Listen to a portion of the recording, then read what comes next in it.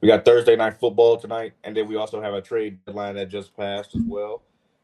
Thursday night football, we have the Raiders versus my Broncos, and yes, Yawn. Bo Nix.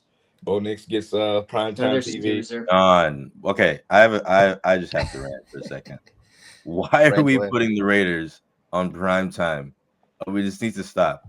The Raiders do not deserve a single primetime game ever. This should be like Broncos Chiefs, so the Chiefs can just go on to Denver and do what they got to do. Well, I mean- Denver's fun this year, dude. They've been playing well. No, I think you missed what I said. The Raiders. We'll look into that. Listen, We'll the look Raiders, into that later. Yep. they got a fun offense. And it's very like we know what Geno Smith is. He's 11-11 on his touchdown interception ratio, but he's gonna air the ball out. And I'm interested to see how things are to go without Jacoby Myers. We saw them put it together on offense in the last game, and obviously the defense is a pretty big stinker. But I mean, I think it's at least going to be fun football in the end, as long as Geno Smith somewhat protects it. I Drew, do mean, you know how many times Geno's been on the cook list this year? I bet he's judging by the fact that he. Here's the thing, he's like Jordan Love, but he never has the good ball downfield. Like he'll find someone who's wide open downfield, and that's a credit maybe to coach. But I don't think that when it gets to it, he's a great quarterback in really any regard. I think that he's serviceable. He's their bridge quarterback. That's the reason they brought him in. I think it's more so because I have Trey Tucker on my fantasy team and I want him to go and drop 30, but we'll have to see. Like next week is Patriots versus Jets.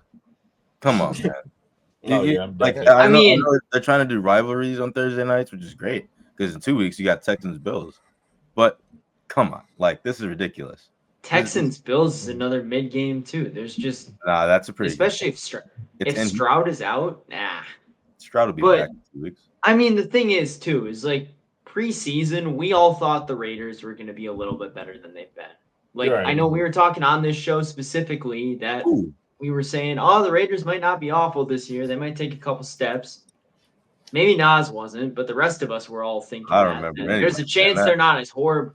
There's a chance that they're not as horrible as they were last year. Well, if they were to actually give the Genty the ball, I don't think they would actually be horrible. This team, too, they go as far as Brock Bowers can take them offensively. We saw the difference with him on the field versus off the field this weekend against the Jags. Their offense looked functional and competent this week, whereas it hasn't looked like that 99% of the season because Bowers has been hurt.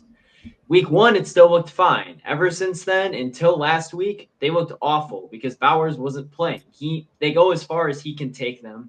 Now, Denver obviously has a fantastic defense, and it's going to be really tough for them, even with Bowers on the field tonight, to really do much of anything. However, Denver's offense goes stale at times too. Bo Nix is kind of inconsistent. He's been able to lead drives in the fourth quarter.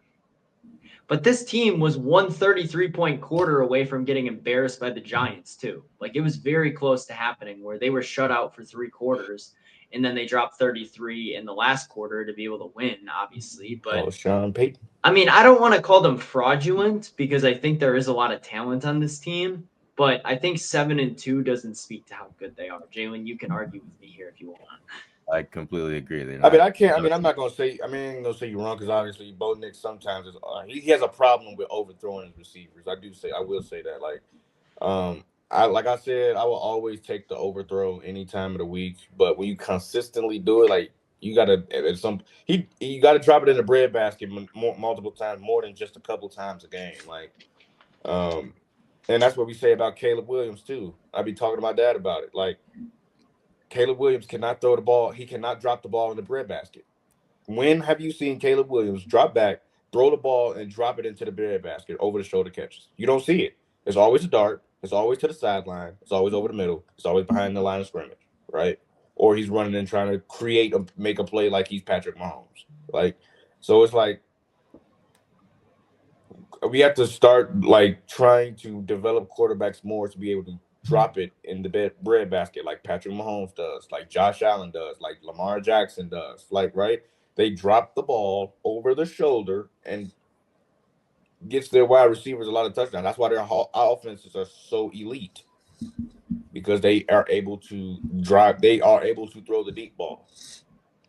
But yeah. I think the difference in this game is the ability to play in the fourth quarter, and I think it's going to be the Broncos. But I don't think that it's unreasonable to say that there's a way that the Ravens can go and put up 3 touchdowns and be within 3 points of the Broncos going into the fourth quarter. I think that they can make it a game, and and I think it really for them also matters how much they can get that offense going early on, because if they go stale in the Mile High, they're going to have issues. And I think maybe even that scenario of them being in Denver may make the ball sail a little bit more for Geno Smith, and maybe it'll create issues for him as well. So I think that this game starts close, goes into the fourth quarter, and I think that it comes down to the Broncos pulling away, maybe 30-21 game. I think you have it too high scoring for my eyes. I think it's going to be a bit more of a barn burner. Denver's defense is obviously very good. I don't see Geno having a ton of success besides getting the ball to Brock Bowers and putting it in Ashton Genty's hands to be able to move the football. I got like 21-17 because the Broncos offense is nothing special either. Besides Cortland Sutton, there's not a ton of weapons on that offense really, at least in the passing game. I see a comment by Jalen. I'll get into that in final thoughts.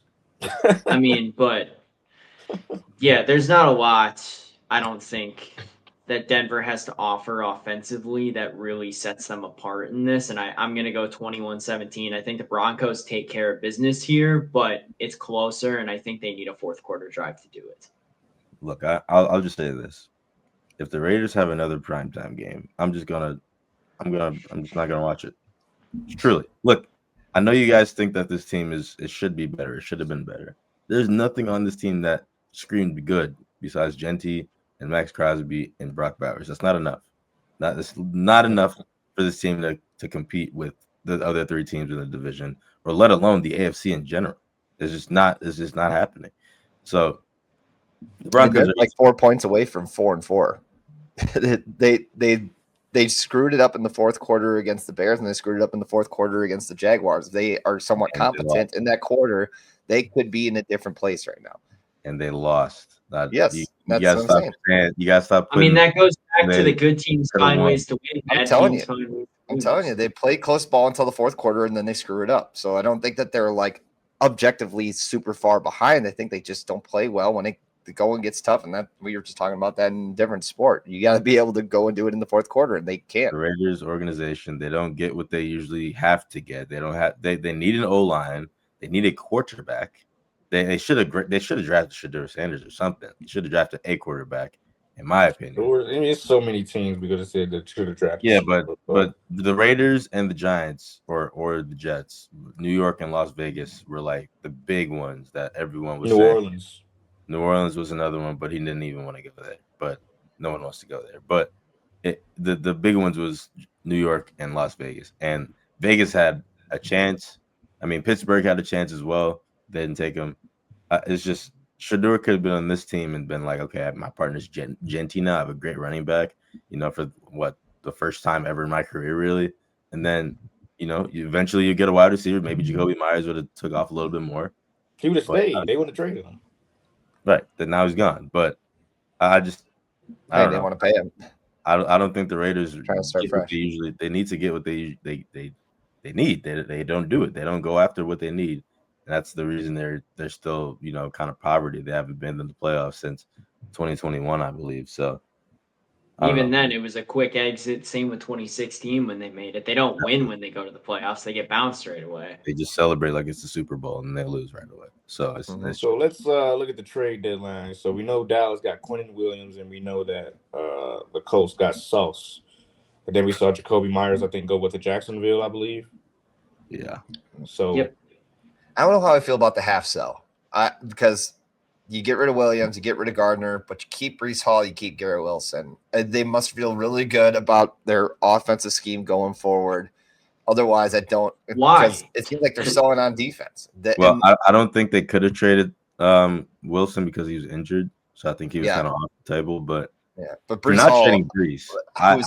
Outwardly. I'm surprised the Chiefs didn't give them an offer because I think They definitely did on their table. I mean, but like, why didn't they take it then? Like, that's my question. Well, like, first of all, the Chiefs need a running back, and the Jets wanted. Brees literally asked to be traded, and nothing happened. Well, he asked the last second, so they probably didn't have. Yeah, I suppose it's kind of on him. He should have asked earlier. But. They didn't. He probably saw that half of his friends are getting traded, and he's like, "Man, this sucks. Now I'm stuck here for the next 8 games at least, and however long my contract is. I don't know how long his contract is, but I'm sure that he saw what they were doing and was like, "Man, these guys don't want to win, so I don't want to be here." And they just didn't work out a deal. But he saw a rebuild getting processed, and he's like, "Well, I'm a big piece of this offense. I don't want to be here if my other offensive, my defensive guys aren't here." So I know he still has Wilson, that's his homie, but like Brees should have been like, honestly, okay, this is weird. This is a weird take, but I thought Brees was going to Arizona. I'm not gonna lie, I really thought he was because they don't they kind of need a running back. He's either Arizona or the Bears. I thought one of those teams. I mean, Arizona's not far off either. They're what, 5 or 6 points away from being like if Kyler in could the get his playoff shit together. hunt. The Bears are not in a bad place running back wise. DeAndre Swift has been giving them very serviceable. That's why I was Kyle Monungai had a fantastic game on Sunday. So I think honestly they don't need to overpay at that position because I think they're fine as is. Because they found a way to get their backs that they have to work. If the Cardinals went after him though, I mean that would have been pretty damn good for them. I just don't know what they would have gave up for him because I don't know what their situation is over there, team wise and draft proposition wise. Like I just think that would have been kind of interesting. I'm not gonna lie. They're also 2 games back of anybody right now. That they have 3 teams in that division with 6 wins, and they have 3. It's a tough thing. They would have had to really. I think if they had maybe 1 or 2 more wins, they could probably feel more confident in making a trade like that. But I think that their chances of overcoming even 2 of those teams is tough at this point. You know what team I'm pretty mad at, bro? I'm really, really mad at the Saints. How do you not trade Kamara? I mean, your team. Chris Olave. Yeah, how do you not trade either of them and get some picks? And you already drafted your quarterback that you say you wanted, which I don't believe. But you could get more picks. You can get maybe some players to come in to build some momentum going into next year, or just something. The Saints are doing nothing. They stood still and they think that they're going to be good with the players they got. And I don't understand. What is their vision? Like, I don't see a vision for anything. Like, they got a couple of vets on the defense. Cam Jordan's still there. Demario Davis is still there. Like, they have a couple pieces still, but it's nowhere near enough to even consider contending even for the playoffs or a wild card spot. Like, you're not going anywhere. What's the point of even, like, just sell off the pieces you have and start over? Their division is winnable. They've kind of done a soft rebuild.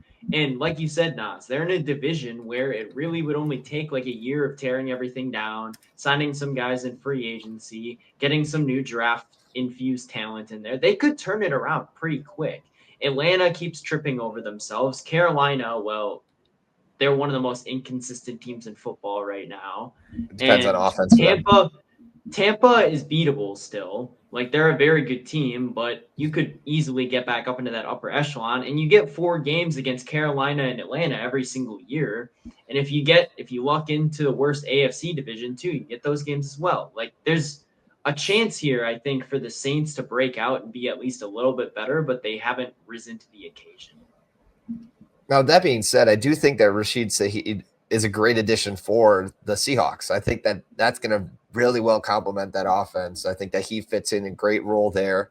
And I think that will be I think that's a big win there for the Seahawks. And I'm kind of glad that they made that trade because, I mean, I think they were hoping to get a little bit more out of Cooper Kupp. I mean, obviously they played well on Monday night, but they're throwing to Torrey Horton and Austin Barner. And who are these guys? I mean, but they're making it work. I think as of right now, Seattle's like my dark horse pick to make a really deep run in the NFC. I mean, it's them and like the Rams that I think have been the 2 most quote unquote consistent teams so far this year. I haven't seen enough out of Green Bay or Detroit to really put them in that. I think they have the talent to go to the Super Bowl, but they're not showing it consistently enough, especially Green Bay, where one week you look like Super Bowl contenders and Yeah, Dallas isn't going to do anything. Philly is up there too. I forgot about them. Okay, but the January Sam Darnold though. January that's the concern. But there's so much talent on this team, and that defense is very good too. To where I think there is a chance that like even if Sam Darnold plays average football, they could overcome it. For sure, that is true. So we'll leave that there. But real quick. I think the Cowboys pickups were pretty damn good, even though they're Williams. The defensive line looks good. I mean, but that begs the question for me: why the hell did they trade Micah? Like, what was the point other than not wanting to pay him? That's why. You bring in Quinnen Williams, you could have a really good defense still with him there. They thought the money was better in Dak and CD's hands, which I mean, you could kind of say he's on the right trajectory. I mean, their offense is one of the best in the league. Well, Pickens is coming up on needing to get a deal struck too, and he's been playing really well. I just feel like they were trying to look more to the future, and I don't think that they felt that Parsons was a worthy investment with what they were trying to do. And I mean, to each their own. Jerry, we appreciated Jerry. We love doing that trade, but what did you guys give in return? Kenny Clark and 2 firsts. Kenny Clark and 2 firsts. Okay, 2 firsts. I was gonna say there's. I mean, but the thing is, they're probably gonna cut Kenny Clark after the season. Like that's what I've been seeing. He's a Packer again. He was a salary filler. He's a Packer again. Much. We'll see. I don't know if they would want to pay for him to come back. He's not going to be paid a lot. If you guys get him back with Micah. I think they really like Devontae Wyatt, and I think what they like what they got in the interior line. I don't think that they would bring him back. I don't know, man. That would be kind of crazy if Kenny came. Micah Parsons talks very highly of Devontae Wyatt, and he thinks that he's a very valuable piece there. And I think that they would probably just keep it as is, keep the money there. I think they invest more into their cornerbacks. And we're still waiting to see if they sign Asante Samuel Jr. That's been tossed around. I mean, he's got 6 visits now. Like it's not just the Packers and the Bears have a visit with him. The Vikings have a visit with him, and there's a couple other teams. I mean, no matter what, like I don't think Green Bay is going to get him just because I think one of those other teams is going to be able to offer a bit more money. We just got to remember the Packers might have to do something. They're 1 or 2 banged up corners away from Bo Melton getting reps in the first team. So they got to figure it out. That's why I thought that they should have made a trade. I couldn't tell you who because I haven't done a lot of research into it, but they needed to make a trade, I think, for a corner in this draft or in this trade deadline or this window, and they didn't. Imagine if they would have picked up Sauce, dude. They would have gotten Parsons and Sauce. I mean, I'm not even saying Sauce. Just go for somebody, man. Like, they didn't do anything. Like, they're trusting Keyshawn Nixon to be out there guarding wide receiver ones. I think Carrington Valentine's been better this year personally than Nixon. And, that's what's been surprising to me because if you would have told me that Carrington Valentine was going to be able to compete at 5'7", 160 with 6'3", 240 DK Metcalf, I would have thought you were silly. He was getting beat down by Dallas Goedert in the playoffs, literally punched in the face repeatedly on the way to the end zone. And that's the issue. He is smaller, but he's a leech. He's on you defensively, but you just can't leave him in open space. Otherwise, he's going to get run over by someone bigger than him. But, I mean, as a pure corner, Carrington Valentine's been great. I mean, and not only that, Nate Hobbs was a total whiff. In free agency. I think we need a little more time with him. He's been banged up. He hasn't been on the right foot. I mean, it doesn't help, and I think they're playing him a bit out of what he's good at. I think he's a slot corner. That's another roster flaw, though. Nixon was a slot corner for so long. Like, that's what – we have multiple slot corners that we're trusting to play outside, and it's just not working.